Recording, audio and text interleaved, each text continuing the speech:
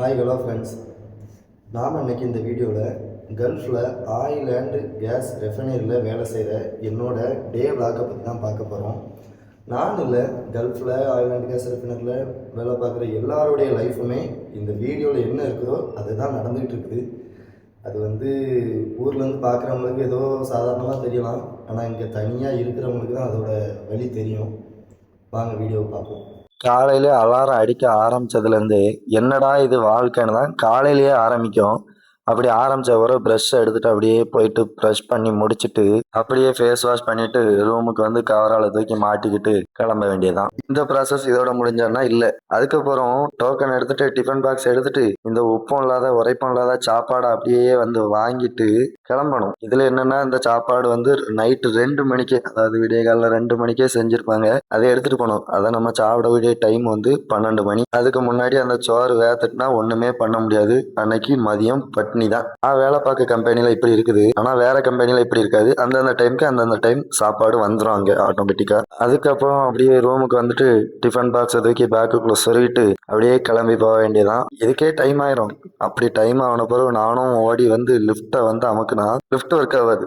நான் இருக்கிறது 6வது ஃப்ளோர். அடுத்தது 6வது ஃப்ளோர்லேருந்து குடுன்னு கீழே ஓடி வரணும். கீழே ஓடி வந்த அப்புறம் கீழே பார்த்தா கீழே பஸ் வந்திருக்காது. இதுவே நம்ம கொஞ்சம் சீக்கிரம் வந்திருந்தாக்கி பஸ் வந்திருக்காது, நம்ம லேட்டாக வந்தாக்கி பஸ் போயிடும். இதுதான் நடக்கும். அதுக்கப்புறம் வேலை முடிஞ்ச பிறகு அங்கேருந்து அடிச்சு பிடிச்சி பஸ் ஏறி வர்றதுக்கு முன்னாடி எப்பான்னு ஆயிரும். 6:30 ரூமுக்கு குளிச்சுட்டு துணியை முக்கி வச்சுட்டு அப்படியே சாப்பிட கிளம்ப வேண்டியதான். சாப்பாடு ஏதோ ஒன்று இருக்கும், அந்த சாப்பாடு அப்படியே சாப்பிட்டுட்டு துணி துவைக்க கிளம்ப வேண்டியதான். இது வரைக்கும் நான் எங்கள் வீட்டில் துணி துவைச்சதே கிடையாது. எங்கள் அம்மாவோட கஷ்டம் என்னன்னு நான் இங்கே துணி துவைக்க ஆரம்பித்த பிறகு தான் எனக்கு தெரிஞ்சு. ஒரு நாளைக்கு 4 துணி, ஞாயிற்றுக்கிழமை ஆகுனா 4 துணி அழுக்காக்கி போடுவேன். காலையில் கோயிலுக்கு போகும்போது ஒன்று, விளையாட போகும்போது ஒன்று, விளையாட போயிட்டு மதியம் விளையாட போகும்போது ஒன்று, அப்புறம் குளிச்சுட்டு நைட்டு ஒன்று, 4 துணி அழுக்காக்கி போடுவேன். எங்கள் அம்மா எவ்வளோ கஷ்டப்பட்டுருப்பாங்கன்னு எனக்கு இங்கே துணி துவைக்க ஆரம்பித்த பிறகு தான் தெரிஞ்சு. ஒரு 2 துணியை குனிஞ்சு இருந்து துவைச்சிட்டு எந்திரிச்சாக்கி முதுகு அவ்வளோ வலிக்குது. எப்படி தான் எங்கள் அம்மா எல்லாத்தையும் துவைச்சிட்டு இருந்தாங்கன்னு எனக்கு தெரியல. என்னோட காலேஜ் ஷர்ட்டு வெள்ளை கலரு. நான் அதை போட்டு வீட்டில் விளையாட போகாதன்னு சொல்லுவாங்க. நான் வீட்டுக்கு போயிட்டு அப்படியே அதை போட்டு விளையாட வந்துடுவேன். ஆனால் அதை 2வது துவைச்சி தரும்போது வெள்ளை கலரில் அப்படியே எப்படி இருந்துச்சோ அப்படி தருவாங்க. நான் மஞ்சள் கலரில் கொண்டு கொடுத்துருப்பேன் ட்ரெஸ்ஸை. எப்படின்னு தெரியல எனக்கு. துணி துவைக்கும் போது வீட்டில் உள்ள அம்மா படுற கஷ்டம் தெரிஞ்சு. அந்த சோப்பு கூட கையில் நிற்க மாட்டேங்குது நமக்கு. அதுக்கப்புறம் அப்படியே துணியை துவைச்சி முடிச்சுட்டு அதை அப்படியே தூக்கி காய போட்டுட்டு பாத்திரம் கழுவுக்கு வந்துட வேண்டியதான். அதுக்கப்புறம் அப்படியே பாத்திரத்தை தேய்க்கும் போது இதில் ஒன்று நடந்துச்சு. என்னென்னா, நான் பாத்திரத்தை ஈரத்தோட ஒரு நாள் சாப்பாடு வாங்கிட்டு போயிட்டேன்.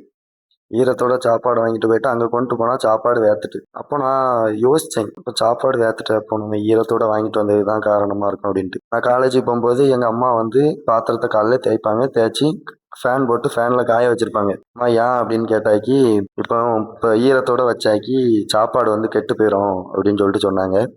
அப்போ புரியலை, இப்போ புரிஞ்சிச்சுன்ன மாதிரி அன்னைக்கு ஒரு நாள் எனக்கு சம்பவம் நடந்துச்சு. அதுக்கப்புறம் பாத்திரத்தை கழுவி முடிச்சுட்டு அவ்வளோதான், வேலை எல்லாமே முடிஞ்சுது. இதுதான் ஃப்ரெண்ட்ஸ் கல்ஃபில் இருக்கவங்களோட டே லைஃப். காலையிலே 5 மணிக்கு எந்திரிச்சு அதுலேருந்து அப்படியே பாத்ரூம் போகிறதுக்கு லைனு, ப்ரஷ் பண்ணதுக்கு லைனு, சாப்பாடு வாங்குறதுக்கு லைனு, பஸ்ஸுக்கு லைனு, இப்படி இங்கே உள்ள லைனெல்லாம் முடிச்சுட்டு கம்பெனிக்கு போனால் அங்கே பஸ்ஸுக்கு லைனு, ஃபிங்கர் பிரிண்ட் வைக்கிறதுக்கு லைனு, அட்வான்ஸ் கொடுக்கறதுக்கு லைனு, எல்லாத்துக்கும் லைனு. அது ஒரு பெரிய போர்க்களம். அந்த போர்க்களத்தில் போற முடிச்சுட்டு ரூமுக்கு துணி துவைச்சிட்டு பாத்திரம் தேய்ச்சிட்டு எல்லா வேலையும் முடிச்சுட்டு சாப்பிட்டுட்டு வீட்டில் ஃபோன் அடிச்சு பேசிட்டு அப்படியே சரி 1 மணி நேரம் ரீல்ஸ் பார்ப்போம் அப்படின்னு சொல்லிட்டு மல்லாக்கப்படுந்து ரீல்ஸ் பார்க்கறதுக்கு ஃபோனை எடுத்தா மணி 9-10 ஆயிரும். இதுக்கப்புறம் எங்க ரீல்ஸ் பார்க்கறதுக்கு படுத்து தூங்க வேண்டியதான்.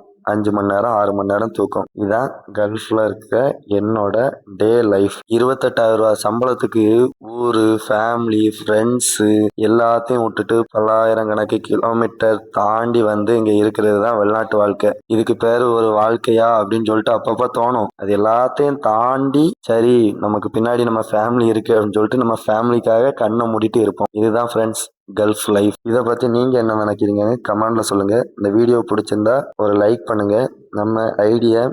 நம்ம சேனலை மறக்காமல் சப்ஸ்கிரைப் பண்ணிக்கோங்க.